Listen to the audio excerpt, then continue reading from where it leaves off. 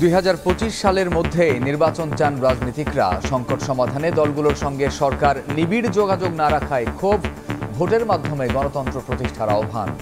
এই সরকার রাজনৈতিক দলগুলোর সাথে কোনো সখ্যতা করবার চেষ্টা করেনি। নির্বাচন কমিশনকে বার্তাটা দেবেন যাতে নির্বাচন কমিশন 2025 সালের মধ্যে একটা অবাধ, নিরপেক্ষ, গ্রহণযোগ্য, বিশ্বাসযোগ্য, প্রতিদ্বন্দ্বিতাপূর্ণ নির্বাচন যাতে নিশ্চিত করতে চায়। দুর্নীতি, ফ্যাসিবাদ থেকে উত্তরণ একমাত্র উপায় হচ্ছে একটি গণতন্ত্রকে প্রতিষ্ঠিত করা, জনগণের শাসনকে স্থাপিত করতে হবে।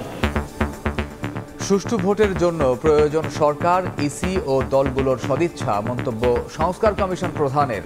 সরকার অবশ্যই আইন কানুন বিধিবিধান পরিবর্তন করতে হবে এবং এগুলো বাস্তবায়নের মূল দায়িত্ব হবে কিন্তু নির্বাচন কমিশনের। আমাদের রাজনৈতিক দলগুলোর হলো গুরুত্বপূর্ণ অংশীজন, তাদেরও সেই দায়িত্বশীল আচরণ করতে হবে।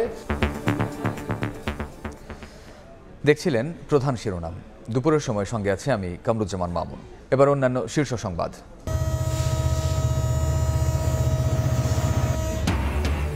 পদ্মা সেতু হয়ে ট্রেন চলাচল শুরু। প্রথম দিনে 50 মিনিট দেরিতে পৌঁছালো জাহানাবাদ এক্সপ্রেস। বেনাপোল যাচ্ছে রূপসী বাংলা, কম খরচে দ্রুত যাত্রায় উচ্ছ্বাস।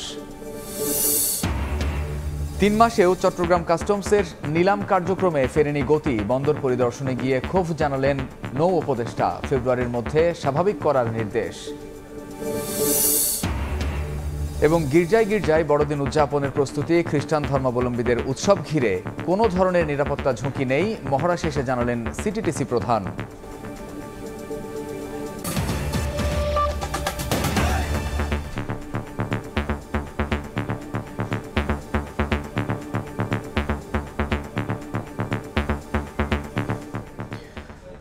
(2025 সালের মধ্যে নির্বাচন আয়োজনে সরকারের পরিষ্কার বার্তা চান রাজনীতিকরা।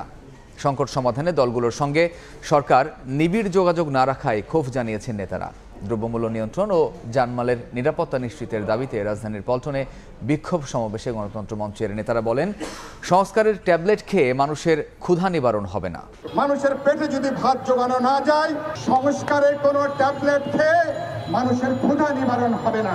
আমরা দেখতে চাই আলাপ আলোচনা করে নির্বাচন কমিশনকে বার্তাটা দেবেন যাতে নির্বাচন কমিশন 2025 সালের মধ্যে একটা অবাধ, নিরপেক্ষ, গ্রহণযোগ্য, বিশ্বাসযোগ্য, প্রতিদ্বন্দ্বিতাপূর্ণ নির্বাচন যাতে নিশ্চিত করতে চায়। 4 মাসে জাতীয় ঐক্য তৈরির কোনো চেষ্টা করেনি অন্তর্বর্তী সরকার, এমন অভিযোগ করেন নাগরিক ঐক্যের সভাপতি মাহমুদুর রহমান মান্না। এই সরকার রাজনৈতিক দলগুলোর সাথে কোনো সখ্যতা করবার চেষ্টা করেনি, তাদের সাথে কোনো সমঝোতা করবার চেষ্টা করেনি। আমরা আমাদের সংগ্রামের সময় তাদের কাছে বলে এসেছি, একদিন একটা বিরাট দলিল ধরিয়ে দিলেন আর তার উপরে রাজনৈতিক দলগুলোকে বক্তব্য রাখতে বললেন, তার মধ্যে দিয়ে কোনো মতেই জাতীয় ঐক্যমাত্র প্রতিষ্ঠা হতে পারে না। এদিকে বিএনপি মহাসচিব মির্জা ফখরুল ইসলাম আলমগীর বলেছেন, জনগণের শাসন ও ভোটাধিকার ছাড়া দেশে গণতন্ত্র প্রতিষ্ঠিত হবে না। সকালে ঠাকুরগাঁওয়ের নিজ এলাকায় শীতবস্ত্র বিতরণ অনুষ্ঠানে তিনি একথা বলেন। গণহত্যায় জড়িতরা কোনোভাবেই যেন বিএনপিতে যোগ দিতে না পারে, এ বিষয়ে নেতাকর্মীদের নির্দেশনা দেওয়া হয়েছে বলেও জানান বিএনপি মহাসচিব। অনুষ্ঠানে 5 শতাধিক শীতার্থ মানুষের হাতে কম্বল তুলে দেন মির্জা ফখরুল।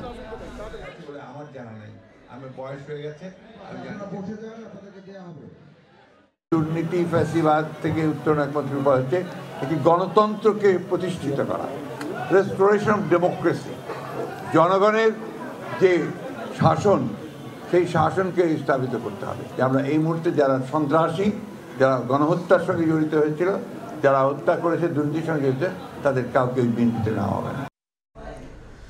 সুষ্ঠু নির্বাচন ও গণতন্ত্র প্রতিষ্ঠায় অন্তর্বর্তী সরকার, ইসি ও রাজনৈতিক দলগুলোর সদিচ্ছা প্রয়োজন।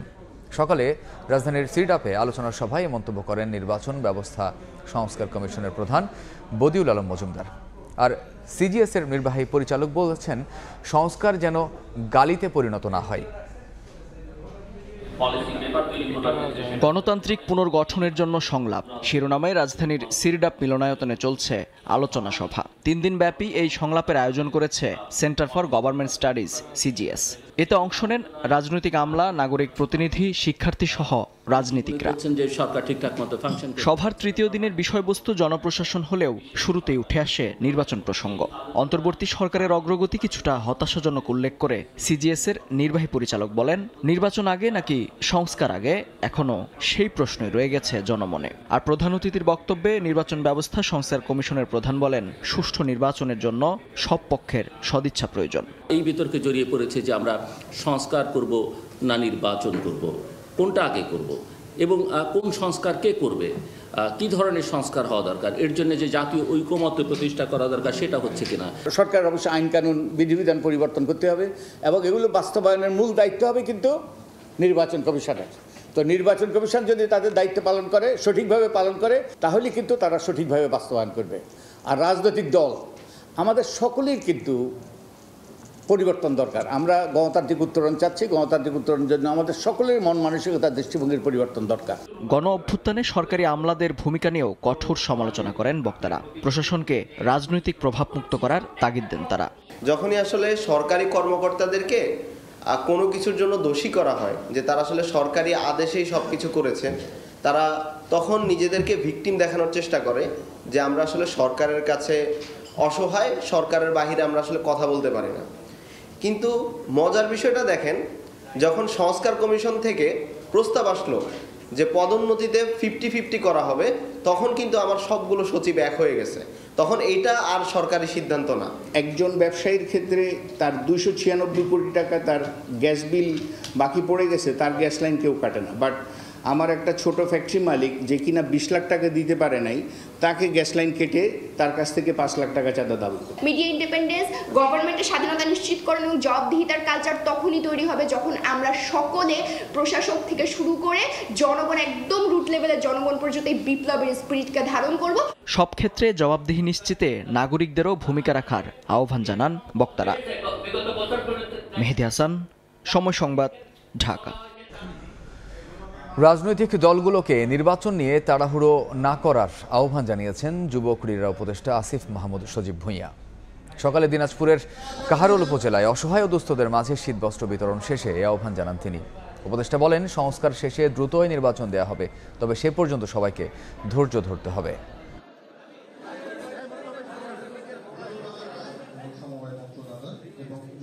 25 সালের শেষ থেকে 2026 সালের মাঝামাঝি সময়ের মধ্যে নির্বাচন অনুষ্ঠান করা হবে। তবে এটার সময়টা নির্ভর করছে পুরোপুরি আমাদের যে সংস্কার কার্যক্রম তার উপর।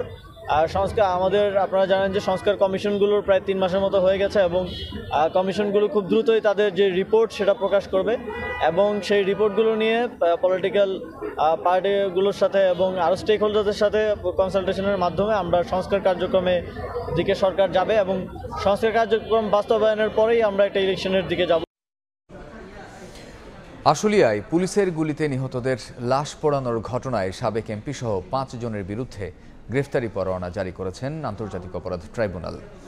এদিকে বন্দি প্রত্যর্পণ চুক্তিতে ভারতের কাছে শেখ হাসিনাকে ফেরত চাওয়ার বিষয়ে চিফ প্রসিকিউটর জানান, ক্ষমতাচ্যুত প্রধানমন্ত্রীকে ফেরানো গেলে আরও সহজ হবে গণহত্যার বিচার কাজ। সোমবার বন্দি প্রত্যর্পণ চুক্তির আলোকে শেখ হাসিনাকে ফেরত চেয়ে দিল্লিকে চিঠি দিয়েছে ঢাকা। চিঠি পাওয়ার বিষয়টি নিশ্চিত করলেও কোনো মন্তব্য করেনি নয়াদিল্লি। মঙ্গলবার ট্রাইব্যুনালের চিফ প্রসিকিউটর জানান, সাবেক প্রধানমন্ত্রীকে ফেরাতে পারলে গণহত্যার বিচার কাজ আরও সহজ হবে। এই বিচারিক প্রক্রিয়ার অংশটাকে এক্সপেডাইট করার জন্য সরকারের পক্ষ থেকে নোট ভার্বাল দেওয়া হয়েছে, কূটনৈতিক চ্যানেলে তাকে ফেরত পাওয়ার জন্য চেষ্টা করা হচ্ছে। আমরা চাইব সরকার এই কাজের মাধ্যমে সফল হয়ে তাকে যদি আমাদের কাছে আনতে পারেন তাহলে বিচারটা আরও ভালোভাবে করা সম্ভব হবে। লাশ পোড়ানোর ঘটনার সাথে সেই সময় কর্মরত 4 জন পুলিশ অফিসারকে আমরা শনাক্ত করেছি। এই 4 জন আর সাইফুল ইসলাম ঢাকা 19-এর এমপি সেই সময়ে, তার বিরুদ্ধে আমরা গ্রেপ্তারি পরোয়ানা জারির জন্য আবেদন করেছিলাম। আদালত গ্রেপ্তারি পরোয়ানা জারি করেছেন আজকে। ঢালাও গ্রেফতার না করে প্রাথমিকভাবে শুধু মূল হোতাদের বিচারের মুখোমুখি করা হচ্ছে বলেও জানান অ্যাডভোকেট তাজুল ইসলাম। আফজাল হোসেন, সময় সংবাদ, ঢাকা। সাবেক খাদ্যমন্ত্রী সাধনের 65টি ব্যাংক অ্যাকাউন্টে 43 কোটি টাকা সন্দেহজনক লেনদেনের তথ্য পেয়েছে দুদক। সংস্থাটি জানায়, সন্দেহজনক এই লেনদেনের সঙ্গে সংশ্লিষ্টতা রয়েছে খাদ্য সচিব ইসমাইলেরও। পরে মানি লন্ডারিং প্রতিরোধ আইনে করা দুদকের মামলায় সচিবকে ইসমাইলকে গ্রেফতারের আদেশ দেন বিচারক। খাদ্য মন্ত্রণালয়ের দায়িত্বের সুযোগে গড়ে তুলেছিলেন বাজার সিন্ডিকেট, জড়িত ছিলেন জমি দখলের সঙ্গেও। এমন নানা অভিযোগ সাবেক খাদ্যমন্ত্রী সাধনচন্দ্র মজুমদারের বিরুদ্ধে। প্রাথমিক তদন্তে বেশ কিছু প্রমাণও পেয়েছে দুর্নীতি দমন কমিশন। সম্প্রতি দুদকের অনুসন্ধানে সাধনচন্দ্রের 25 কোটি টাকার বেশি স্থাবর সম্পত্তির তথ্য উঠে এসেছে। 65টি ব্যাংকে 43 কোটি টাকার লেনদেনের তথ্য পেয়েছে দুদক, যার সঙ্গে তার জ্ঞাত আয়ের কোনো সংযোগ পাওয়া যায়নি। সাবেক খাদ্যমন্ত্রীর এসব আর্থিক লেনদেনের সঙ্গে সাবেক খাদ্য সচিব ইসমাইল হোসেনের যোগসাজশ রয়েছে বলে দাবি দুদকের। 65টা ব্যাংক অ্যাকাউন্টে সন্দেহজনক লেনদেনের মাধ্যমে 43 কোটি টাকা হস্তান্তরযোগ্য অর্থাৎ ট্রান্সফার করা হয়েছে। সেই বিষয়ে সন্দিগ্ধ আসামি হিসেবে আমাদের দুদকের তদন্তকারী কর্মকর্তা তিনি একটি আবেদন করেছিলেন তাকে এই মামলায় সোনারেস দেখানোর জন্য। আজকে আমরা সেই আবেদন করেছি এবং আসামিকে আদালতে উপস্থিত করানো হয়েছিল। আসামি এসেছিল এবং শুনানি শেষে বিজ্ঞ আদালত মঞ্জুর করেছে। পদ্মা সেতু হয়ে ঢাকা খুলনা রুটে শুরু হয়েছে দ্রুতগতির যাত্রীবাহী ট্রেন চলাচল। প্রথম দিনে নির্ধারিত সময়ের 50 মিনিট দেরিতে কমলাপুর রেল স্টেশনে পৌঁছায় জাহানাবাদ এক্সপ্রেস। রেল ক্রসিংয়ে দেরি হওয়ার কারণেই এই বিলম্ব বলছে কর্তৃপক্ষ। কমলাপুর রেল স্টেশনে উদ্বোধনী অনুষ্ঠানে রেলপথ উপদেষ্টা মোহাম্মদ ফাউজুল কবির খান বলেন, অপব্যয়ের কারণেই রেলের দুরবস্থা। আব্দুল হালিমের ছবিতে আব্দুল আল মামুন রুবেলের প্রতিবেদন।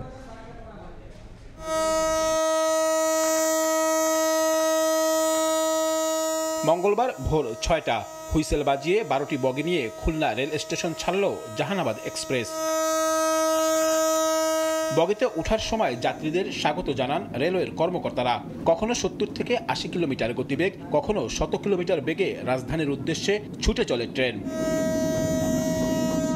পৌনে 4 ঘন্টায় সকাল 9:45টায় গন্তব্যে পৌঁছানোর কথা ছিল দ্রুতগতির ট্রেনটির। তবে রেল ক্রসিংয়ে দেরি হওয়ার কারণে কমলাপুর আসে 50 মিনিট বিলম্বে। জনগণের আশা আকাঙ্ক্ষার যে একটু সময়, সেই সময়টার জন্য আমাদের কিছু বিলম্বিত হয়েছে। পরবর্তীতে আমরা আশা করি কোনো রকম অঘটন যদি উপরওয়ালা না দেন আমরা রাইট টাইম ঢুকবো। সময় ও ভাড়া কম হওয়ায় উচ্ছ্বাস প্রকাশ করেন যাত্রীরা। ভীষণ এক্সাইটিং নিঃসন্দেহে, তবে প্রত্যাশা থাকবে যে সব ধরনের সিকিউরিটি যেন এনশিওর করা যায়। ঢাকা আসা সবার জন্য ঢাকা খুলনা সহজ হয়ে গেল। ঢাকা খুলনা রুটে ট্রেন চলাচল শুরুর মধ্য দিয়ে রেল যোগাযোগে নতুন দিগন্ত উন্মোচিত হলো বলে মনে করে কর্তৃপক্ষ। যাত্রীদের চাহিদার প্রেক্ষিতে আমরা আরও আমাদের কিছু কোচ আসলে আমরা আরও এই রুটে আরও ট্রেন সংখ্যা আরও বাড়িয়ে দেব। এদিকে কমলাপুরে ঢাকা খুলনা রুটে ট্রেন চলাচলের উদ্বোধনী অনুষ্ঠানে পদ্মা সেতু রেল যোগাযোগের অর্থনৈতিক গুরুত্ব তুলে ধরেন রেল সচিব ও চীনের রাষ্ট্রদূত। আর উপদেষ্টা বলেন, অপব্যয়ের কারণেই রেলের দুরবস্থা।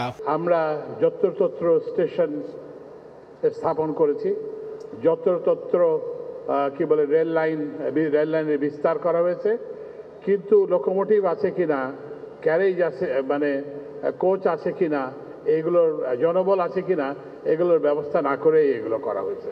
নতুন এই রুটে খুলনা থেকে রাজধানী পর্যন্ত 376 কিলোমিটার পথ থেকে কমে হয়েছে 208 কিলোমিটারে, যেখানে সর্বনিম্ন ভাড়া ধরা হয়েছে 445 টাকা আর সর্বোচ্চ 1330 টাকা পর্যন্ত।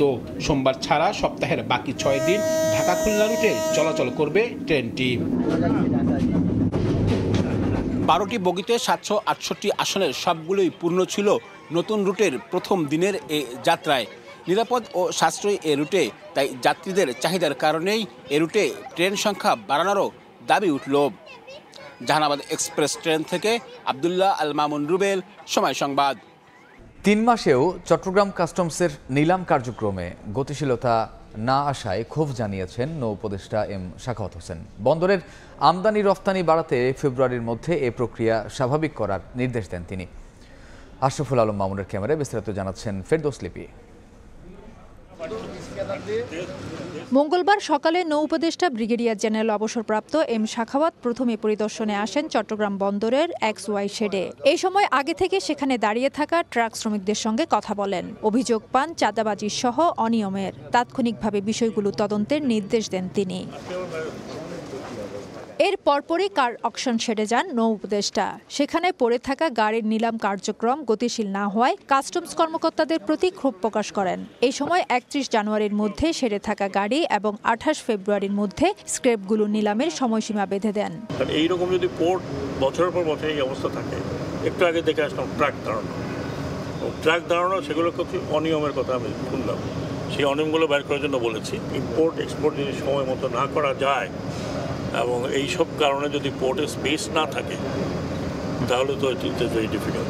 রিট ও আইনি জটিলতায় নিলাম কার্যক্রম বাধাগ্রস্ত হচ্ছে জানিয়ে উপদেষ্টার নির্দেশে দ্রুত তা বাস্তবায়নের কথা জানান কাস্টমস কর্মকর্তা। আমাদের গাড়ির মধ্যে প্রায় 195টা রিট মামলা রয়েছে, কিন্তু ওগুলো খালাস করতে গেলে তো আমাদের আইনি প্রক্রিয়া শেষ না হওয়া পর্যন্ত আমরা করতে পারবো না। অন্যান্য ক্ষেত্রে প্রায় 186টা গাড়ি আছে যেটা আমাদের রিট মামলা সংশ্লিষ্ট নেই বলে আমরা জানতে পেরেছি, সেগুলোর অকশনের কার্যক্রম আমরা নিব। এই সময় চাঁদপুরে জাহাজের হত্যাকাণ্ডের বিষয়টি তদন্ত হচ্ছে জানিয়ে এ বিষয়ে মন্তব্য করতে রাজি হননি নৌ উপদেষ্টা। ফেরদৌস লিপি, সময় সংবাদ, চট্টগ্রাম। চট্টগ্রাম বন্দরের খোলা আকাশের নিচে পড়ে থাকা 300 গাড়ি সরিয়ে নেওয়া হচ্ছে। এই মুহূর্তে সেখানে আছেন রিপোর্টার কমল দে, সরাসরি যাচ্ছি তার কাছে।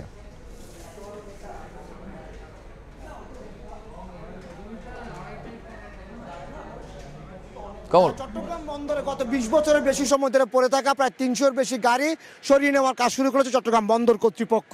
আমরা দেখতে পাচ্ছি সকাল থেকে চট্টগ্রাম বন্দরে ক্রেন দিয়ে এসব গাড়ি তারা সরিয়ে নিচ্ছে, বিশেষ করে কাস্টমসে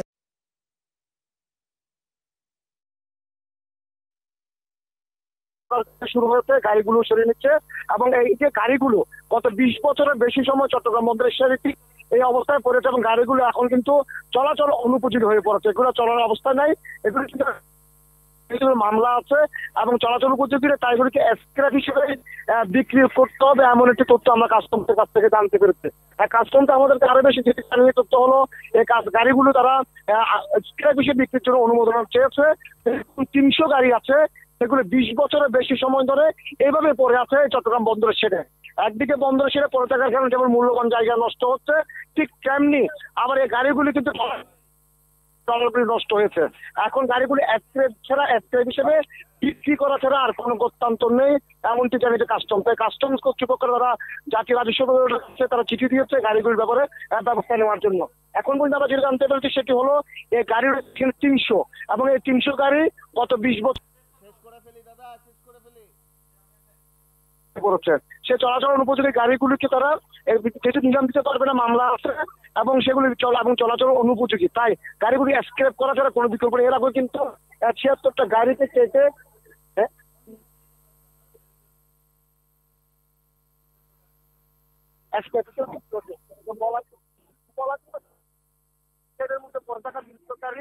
নিলামে বিক্রি হচ্ছে না, সেগুলো আসলে সরিয়ে নেওয়ার কাজ করতে বন্ধ করতে গাড়িগুলি আপাতত কাস্টমসের নিলাম শাখা রাখা হবে। নিলাম শাখা রাখার পরে সেখান থেকে তারা হয়তো স্ক্র্যাপ করবে, আর এখানে যে বন্দরের টাকাটি সেই টাকাটি তারা স্টেট হিসেবে ব্যবহার করবে এমনকি জেনেছে বন্দরের সচিব ওমর ফারুক। এখন পর্যন্ত আমার কাছে ছিল চট্টগ্রাম বন্দরের। চলছে বড়দিন উদযাপনের প্রস্তুতি। বর্ণিল সাজে সাজানো হয়েছে গির্জাগুলো। এদিকে খ্রিস্টান ধর্মাবলম্বীদের উৎসব ঘিরে কোনো নিরাপত্তা ঝুঁকি নেই বলে জানিয়েছেন সিটিটিসি প্রধান। সবার আশা উৎসব মুখর পরিবেশে উদযাপন হবে এবারের বড়দিন। আমরা বিশেষ করে যে সমস্ত বড় চার্চগুলো আছে, গুরুত্বপূর্ণ চার্চগুলো আছে, সেগুলোকে নিবিড় পর্যবেক্ষণ করছি।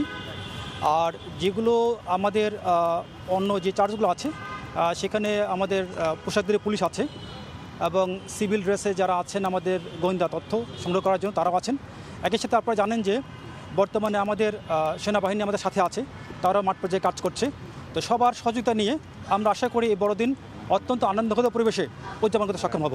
এদিকে বড়দিন উপলক্ষে সব ধরনের প্রস্তুতি শেষ করেছে চার্চগুলো। ভেতরে ও বাইরে নানা রঙের বেলুন, নকশা করা ককশিট, বর্ণিল সাজে সাজানো হয়েছে ক্রিসমাস ট্রি। গির্জা প্রাঙ্গণে থাকা গাছে ঝরানো হয়েছে রং বেরঙের বাতি। আজকে সন্ধ্যা থেকে আমাদের বড়দিন উৎসব শুরু হয়ে যাবে। টিএমপি পুলিশ বাহিনী, সোয়াট বাহিনী এখানে ইতিমধ্যেই তাদের মহড়া দিয়েছেন। আমরা মনে করছি এবং বিশ্বাস করছি যে আমরা খুব নিরাপদে আনন্দের মধ্যে এই বড়দিন উদযাপন করব। বড়দিন উপলক্ষে সবাইকে একতা সম্প্রীতি স্থাপনের আহ্বান জানিয়েছেন এই ধর্মগুরু। নিরাপত্তার ব্যবস্থা করে যাচ্ছে। মাসুদুর রহমান, সময় সংবাদ, ঢাকা।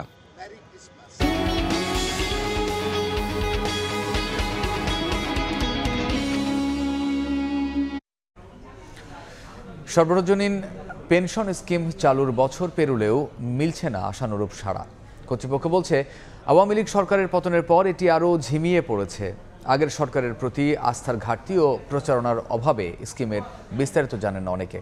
দীর্ঘমেয়াদে টাকা রাখতে পান না ভরসা। স্কিমকে চলমান ও আকর্ষণীয় করতে পদক্ষেপ নেওয়ার আহ্বান জানিয়েছেন অর্থনীতিবিদরা। বিস্তারিত মাহির মারুফের প্রতিবেদনে।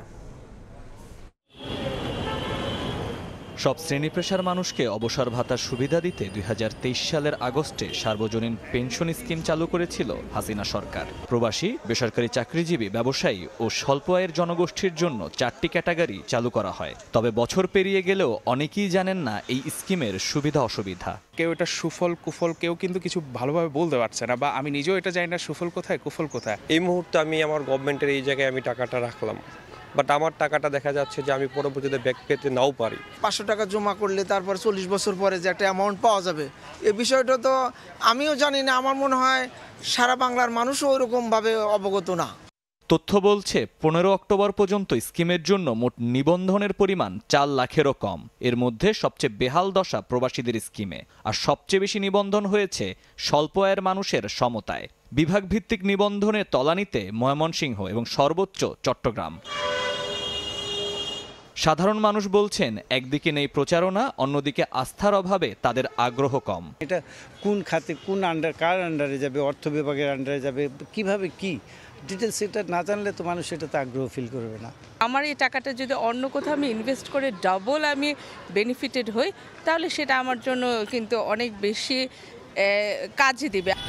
জনসাধারণের আস্থার ঘাটতি প্রসঙ্গে কর্তৃপক্ষের আশ্বাস, জমাকৃত টাকার গ্যারান্টি দিবে খোদ সরকার। কম ঝুঁকিপূর্ণ বেশি লাভ এরকম জায়গাগুলোতে আমরা বিনিয়োগ করব, ওখানে বলা আছে ক্যাটাগরিক্যালি। এই মুহূর্তে আমরা শুধু ট্রেজারি বিল এবং ট্রেজারি বন্ডে বিনিয়োগ করেছি। যেহেতু এটা গভর্নমেন্ট গ্যারান্টেড প্রোগ্রাম, সুতরাং মানুষের মধ্যে কোনো দ্বিধাদ্বন্দ্ব কিংবা সংশয় থাকার কোনো সুযোগ আছে বলে আমরা মনে করি না। অন্তর্বর্তীকালীন সরকারকে এ ব্যাপারে উদ্যোগ নেওয়ার আহ্বান জানিয়েছেন সিপিডির এ অর্থনীতিবিদ। স্বল্প আয়ের মানুষদের জন্য বিশেষ স্কিম, এগুলো কিন্তু ধারণাগতভাবে ভালো। সে আস্থা দেওয়ার দায়িত্বটা কিন্তু বর্তমান অন্তর্বর্তীকালীন সরকারের উপরেই বর্তাবে, এবং তারা যদি সেটা দিতে পারেন এবং পরবর্তীতেও যে রাজনৈতিক সরকার আসবেন তাদের পক্ষ থেকেও যদি এ ধরনের ধারাবাহিকতাটার মেনটেন করার একটা অঙ্গীকার থাকে, তখন কিন্তু মানুষ উৎসাহী হবে। মানুষের মাঝে এই স্কিম নিয়ে সর্বাত্মক সচেতনতা বাড়াতে সক্ষম হলে সরকারের সামাজিক নিরাপত্তার দায় অনেকটাই মিটবে বলে মত সংশ্লিষ্টদের। মহির মারুফ, সময় সংবাদ, ঢাকা। শতভাগ পেনশন 15 বছর থেকে কমিয়ে 10 বছর করা সহ এক পদ এক পেনশন নীতি প্রণয়নের দাবি তুলেছে পেনশন বৈষম্য দূরীকরণ পরিষদ। সকালে জাতীয় প্রেস ক্লাবে সংবাদ সম্মেলনে সংগঠনটির সদস্যরা এই দাবি জানান। এ সময় পেনশনের সুবিধা চালুর জন্য একজন কর্মচারীকে প্রায় 75 বছর বয়স পর্যন্ত জীবিত থাকার শর্তের সমালোচনা করেন তারা। সঙ্গে পেনশন স্কিমের সময়সীমা কমিয়ে আনলে সুবিধাভোগীদের সংখ্যা বাড়বে বলেও মন্তব্য করেন তারা। এছাড়াও চিকিৎসা ভাতা বাড়ানোর দাবি জানান তারা। বৈষম্য দূর করতে দ্রুত সময়ে প্রজ্ঞাপন কার্যকর করার অনুরোধ তাদের। এক পদ এক পেনশন, মানে যিনি যে পদ থেকে রিটায়ারমেন্টে যাবেন সেই পদের যে বেতন ভাতা হবে এবং উনার যা পেনশন হবে যখনই হবে তখন তার সাথে অ্যাডজাস্ট করতে হবে। সেটা একটা বড় ব্যাপার, এটা নিয়ে অনেক অ্যানালাইসিস করতে হবে, এটা আলোচনা করতে হবে। আমরা আলোচনায় রাজি আছি। আমাদেরকে সরকার যখনই ডাকবে আমরা তাদের কাছে বলতে পারবো যে এক পদ এক পেনশন কেন চালু করা উচিত। আমি 2500 টাকা চিকিৎসা ভাতা পাই, স্যার বলছেন ইনসুলিন আমার 4টা লাগে, এসবাসল আমার 5টা লাগে, এই এসবাসল 5টা লাগে, তাছাড়া আমার বাঁচার কোনো উপায় নাই। যদি বাঁচানোর ইচ্ছা থাকে সরকারের প্রতি আমার অনুরোধ, আমাদেরকে অন্তত 10 বছর হলো আমাদেরকে করে দেন, আমরা যাতে পেনশনটা পাইতে পারি। দর্শনার্থী ও ক্রেতার ব্যাপক সাড়ার মধ্য দিয়ে দ্বিতীয় দিনের মতো চলছে রিহাব আবাসন মেলা। একই ছাদের নিচে সাধ্যের মধ্যে ফ্ল্যাট ও প্লট কেনা এবং যাচাই করতে পেরে উচ্ছ্বসিত ক্রেতা দর্শনার্থীরা। আয়োজকরা বলছেন, মেলাকে ঘিরে ফ্ল্যাট ও প্লট বিক্রি এবারের লক্ষ্যমাত্রা ছাড়িয়ে যাবে। মাহবুবুল হক 34 বছর ধরে ভাড়া বাসাতেই কাটিয়েছেন। গেল বছর অবসর নিলেন সরকারি চাকরি থেকে। এবার রাজধানীর বুকে নিজের একটি মাথা গোজার ঠাঁই খুঁজছেন তিনি, তাই এসেছেন আবাসন মেলায়। সাধ্য অনুযায়ী আমি যদি ক্রয় করতে পারি, পুরাতন ফ্ল্যাটও আছে, তাদের কাছে নতুন ফ্ল্যাটও আছে, সেগুলো আমরা খোঁজ খবর নিচ্ছি, দেখতেছি। মঙ্গলবার রাজধানীর আগারগাঁওয়ে আন্তর্জাতিক সম্মেলন কেন্দ্রে আয়োজিত মেলার দ্বিতীয় দিনে মাহবুবুল হকের মতো অনেকেই এসেছেন সাধ্যের মধ্যে একটি ফ্ল্যাট বা প্লট দেখতে। ফ্ল্যাটের দাম বেড়ে গেছে তো অনেক, হ্যাঁ, আমাদের সাথে মিলে যদি মেলানো ডিফিকাল্ট, তো চেষ্টা করে দেখছি আর কি কিভাবে মেলানো যায়। অল্প বাজেটের মধ্যে যে হয়, সীমিত যেটা আমাদের বাজেট আর কি, সেটার মধ্যে হলে আমরা নিব। আবাসন ব্যবসায়ীরা বলছেন মেলায় ক্রেতাদের জন্য তাৎক্ষণিক বুকিংয়ে বিশাল ছাড় সহ থাকছে ল্যাপটপ, এসির মতো উপহার। ফ্ল্যাট ওয়াইজ 5 to 10% পর্যন্ত ডিসকাউন্ট এবং স্পট গিফট হ্যাম্পারের ব্যবস্থা করা হয়েছে। ক্রেতাদের জন্য 5 লক্ষ টাকা ডিসকাউন্ট দিয়েছি। হোম লোন আমরা 70 থেকে 80% পর্যন্ত দিচ্ছি, যেখানে আমাদের ইন্টারেস্ট হচ্ছে 12.99%। আয়োজকদের দাবি, গৃহায়ণ শিল্পকে এগিয়ে নিতে এবারের মেলায় 1000 কোটি টাকা বিক্রির লক্ষ্যমাত্রা নেওয়া হয়েছে। পাচ্ছেন ব্যাপক সাড়া। বাংলাদেশের প্রত্যন্ত যে প্রাইম লোকেশনগুলো ছিল, প্রত্যেকটা প্রাইম লোকেশনের কোম্পানি আমাদের এখানে অ্যাটেন্ড করছে। প্রথমবারের মতো মেলায় ফ্ল্যাট, প্লট ছাড়াও গৃহঋণ ও বাড়ি তৈরির সরঞ্জাম যাচাইয়ের সুযোগ পাচ্ছেন ক্রেতা দর্শনার্থীরা। MS আরিফিন, সময় সংবাদ, ঢাকা। জলবায়ু পরিবর্তনের ফলে কৃষকদের উৎপাদনে নিতে হচ্ছে নতুন নতুন চ্যালেঞ্জ। নতুন রোগবালায়ে একদিকে যেমন খরচ বাড়ছে, অন্যদিকে প্রভাব পড়ছে উৎপাদনেও। এমন পরিস্থিতিতে মাঠ পর্যায়ে কৃষি বিভাগকে কতটা পাশে পাচ্ছেন কৃষক? অনেকের অভিযোগ, ওয়ার্ডের দায়িত্বে থাকা উপসহকারী কৃষি কর্মকর্তাদের কাছ থেকে পরামর্শ তো দূরের কথা, অনেকেই তাদের চিনেন না। তবে সার্বক্ষণিক কৃষকদের পাশে থাকার দাবি রংপুরের কৃষি বিভাগের। শাকিল মাহমুদের ক্যামেরায় নাজমুল ইসলাম নিশাতের রিপোর্ট। রংপুর বিভাগের সবথেকে বেশি আবাদি জমির পরিমাণ মিঠাপুকুর উপজেলায়। এখানে বছরে আলু সহ বিভিন্ন ধরনের সবজি উৎপাদনের পরিমাণ গড়ে 5 লাখ মেট্রিক টন। তবে সাম্প্রতিক সময়ে জলবায়ু পরিবর্তনের প্রভাবে নানা ধরনের চ্যালেঞ্জ মোকাবিলা করতে হচ্ছে কৃষকদের। লতিফপুর ইউনিয়নের 5 নং ওয়ার্ডের কৃষক শহীদুল ইসলাম জানান, আবহাওয়া পরিবর্তনের কারণে একই জাতের বেগুন গাছে 2 রঙের বেগুন ফলছে। বেড়েছে নিত্য নতুন রোগবালাই, তবে কৃষি বিভাগের পরামর্শ না পাওয়ার অভিযোগ তার। নিজে বারবারটামি করি, যা দোকানে যাই, যা বলে তুলে সার দেন, এ তুলে আমাকে মনে করে ইয়াও দেন, কি হ্যাঁ 4 ঢোলের আমাকে ওষুধ দেন, দিয়ে দিলে আমি মনে করে দেই। সত্যতা যাচাইয়ে ওই ওয়ার্ডের উপসহকারী কৃষি কর্মকর্তাকে বিকেল 4টার দিকে একজন কৃষককে দিয়ে ফোন দেয়া হয়। তবে শরীফুল ইসলাম নামে ওই উপসহকারী কৃষি কর্মকর্তা আসতে পারবেন না বলে জানান। যোগাযোগ করতে বলেন পরের দিন। ওয়ার্ডটির একাধিক কৃষক অভিযোগ করেন, কোনো সময়ই কৃষি বিভাগের কাছ থেকে সহযোগিতা মেলে না। বেগুনে যে ছিদ্র করতেছে, আবার ভাইরাস, এখন নিজে হবে না ভাই, আপনি তো ভাই আসেনও না আমাদের এইদিকে। দেখাই নাই, পরামর্শ নেই করতে কি। 4:30 উপজেলা কৃষি অফিসে গিয়ে ওই উপসহকারী কৃষি কর্মকর্তাকে পাওয়া যায়নি। কৃষকের অভিযোগের বিষয়ে জানতে চাইলে কৃষি কর্মকর্তা জানান, রোগীরা ডাক্তারের কাছে না আসলে সেবা মিলবে কিভাবে। তবে বিভাগের সর্বোচ্চ কর্তার দাবি, তারা সবসময়ই কৃষকের পাশে রয়েছেন। জ্বর হয় কৃষকের কাছে কি ডাক্তার যায় না কৃষক ডাক্তারের কাছে যায়? এটা হচ্ছে মানে ভাইস ভার্সা, মানে একে অপরের কাছে আসতে হবে। দীর্ঘদিন ধরে কৃষকদেরকে প্রশিক্ষণ দিয়ে যাচ্ছি, তাদের বাড়িতে বাড়িতে গিয়ে যে উঠান বৈঠক করছে এসেওরা, যার কারণে কৃষকরা এ ব্যাপারে অনেকটা অভিজ্ঞ হয়েছে। প্রতিটি ইউনিয়নে 3টি ওয়ার্ড মিলে কৃষকদের সার্বিক বিষয়ে পরামর্শ দিতে দায়িত্বে রয়েছেন একজন করে উপসহকারী কৃষি কর্মকর্তা। তবে অভিযোগ রয়েছে, অধিকাংশ ক্ষেত্রে তাদের কাছে পান না কৃষক। নাজমুল ইসলাম নিশাত, সময় সংবাদ, রংপুর। পৌষের শুরুতে এবার জেঁকে বসেছে শীত। এতে সবচেয়ে বেশি ভুক্তভোগী নিম্ন আয়ের মানুষ। শীতের সঙ্গে পাল্লা দিয়ে বেড়েছে কুয়াশাও, এতে বিঘ্ন ঘটছে যান চলাচলে, বাড়ছে দুর্ঘটনা। চট্টগ্রাম থেকে পারিবারিক কাজে ঢাকা এসেছিলেন শাহাদাত হোসেন। রাতেই ছিল ফিরতি ট্রেন। স্টেশনে আসতে দেরি করায় মিস হয়েছে সেটি। রাত গভীর হওয়ায় যাওয়ার জায়গা নেই অন্যত্র। পরের ট্রেন ধরতে অপেক্ষা করতে হবে ভোর পর্যন্ত। অগত্যা স্টেশনের প্ল্যাটফর্মেই কাটাতে হচ্ছে রাত। তবে অপেক্ষার কষ্টকে বাড়িয়ে দিয়েছে শীতের প্রকোপ। একটা ট্রেন মিস হওয়ার কষ্ট, অপেক্ষা, সাথে শীতের তীব্রতার কারণে আমাদের আরো বেশি কষ্ট হচ্ছে। পৌষের শুরুতেই জেঁকে বসতে শুরু করেছে এবারের শীত। বিশেষ করে সূর্য ডোবার পর থেকে ঠান্ডার অনুভূতি বেড়ে যায় কয়েক গুণ। বছরের শুরুর শীতেই কাবু হয়েছেন পঞ্চশর্ধ রিকশা চালক মজনু মিয়া। বয়স বাড়ার সঙ্গে সঙ্গে বেড়েছে শীতের কষ্ট, কমেছে সহ্য ক্ষমতাও। শীত বেশি তো অনেক শীত, হাতে ঠান্ডা লাগে, পায়ে ঠান্ডা লাগে, বুকেও ঠান্ডা লাগে। এখন তো বাঁচার কারণে তো চলতেই হবো।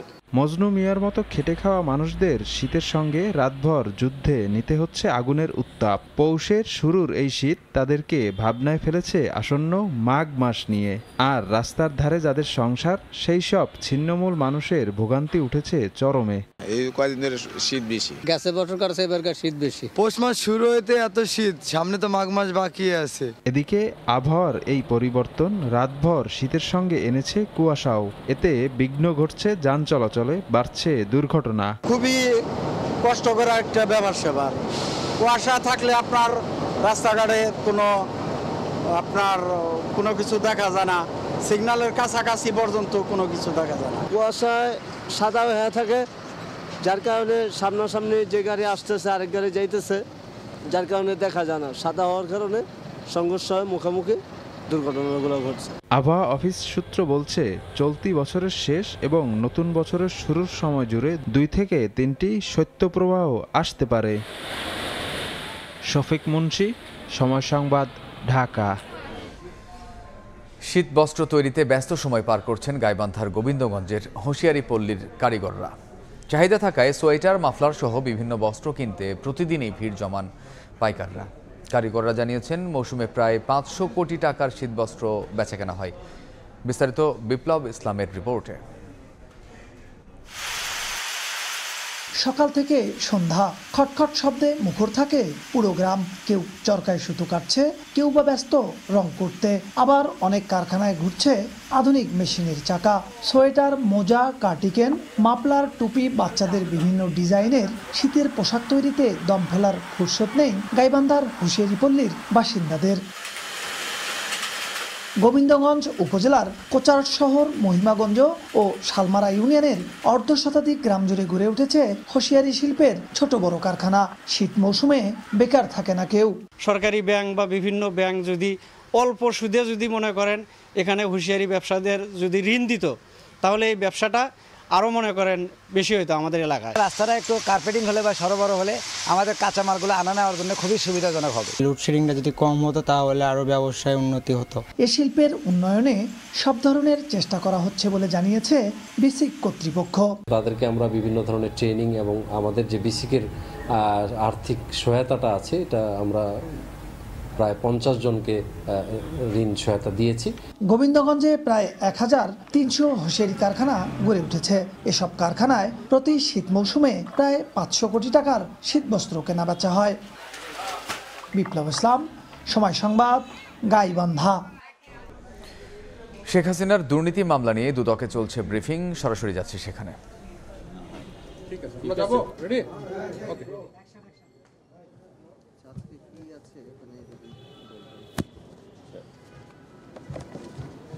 ধন্যবাদ মাস্টার দেওয়ার জন্য, সুন্দর মাস্টার দিয়েছিলেন। মানে ওই আপনি যে কথাটা বলছেন,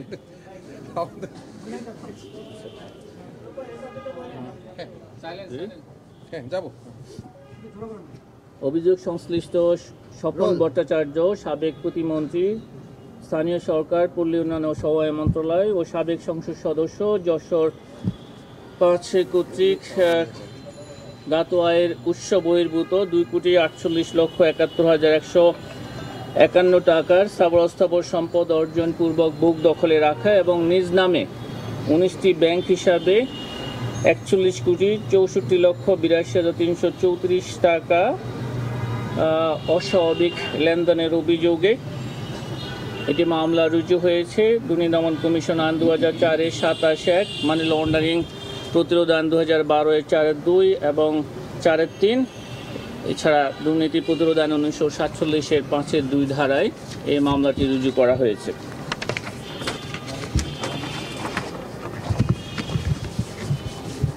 অভিযোগ সংশ্লিষ্ট তন্দ্রা ভট্টাচার্য, স্বামী স্বপন ভট্টাচার্য, সাবেক প্রতিমন্ত্রী, স্থানীয় সরকার, পল্লী উন্নয়ন ও সমবায় মন্ত্রণালয়, সাবেক সংসদ সদস্য যশোর 5। অভিযোগ সংশ্লিষ্ট 2 জন ব্যক্তি পরস্পর যোগসাজশে জ্ঞাত আয়ের উৎসের সাথে সংগতিবিহীন 5,55,45,391 টাকার সম্পদ অর্জন পূর্বক বুক দখলে রাখা এবং নিজ নামে 10টি ব্যাংক হিসাবে সন্দেহজনক লেনদেনের মাধ্যমে 10,36,00,000 35,583 টাকা, উত্তোলনপূর্বক গোপন স্থানান্তর, রূপান্তর, হস্তান্তরের মানি লন্ডারিং সংক্রান্ত অপরাধে তাদের দুজনের বিরুদ্ধে আরও একটি মামলা রুজু হয়েছে।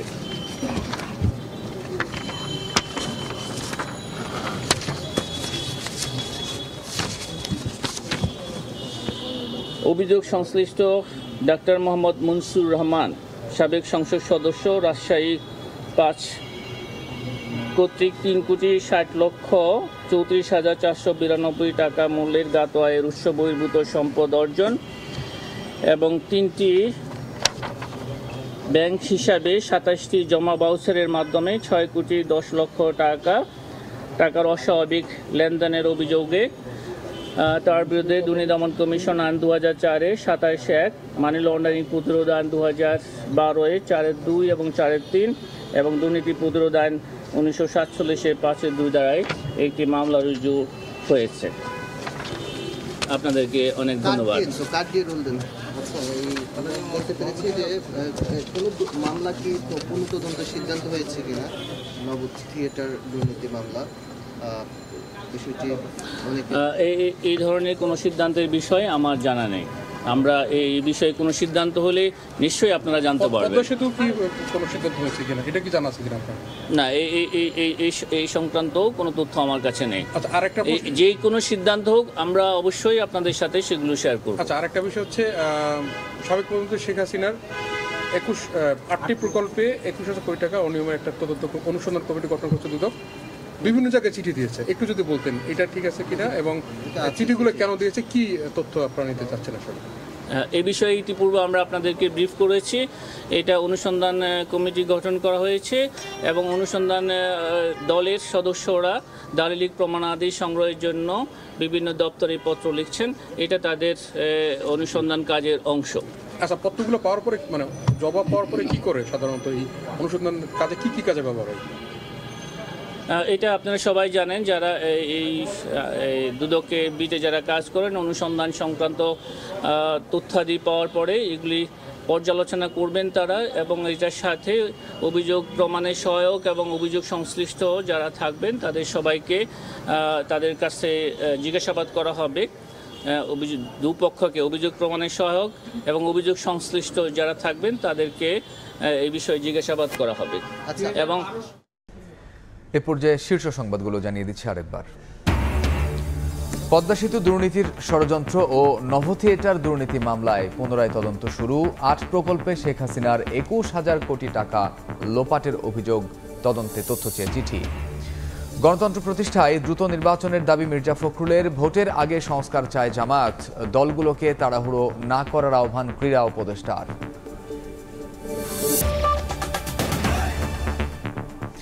এই ছিল দুপুরের সময়। সঙ্গে থাকুন সময়ের।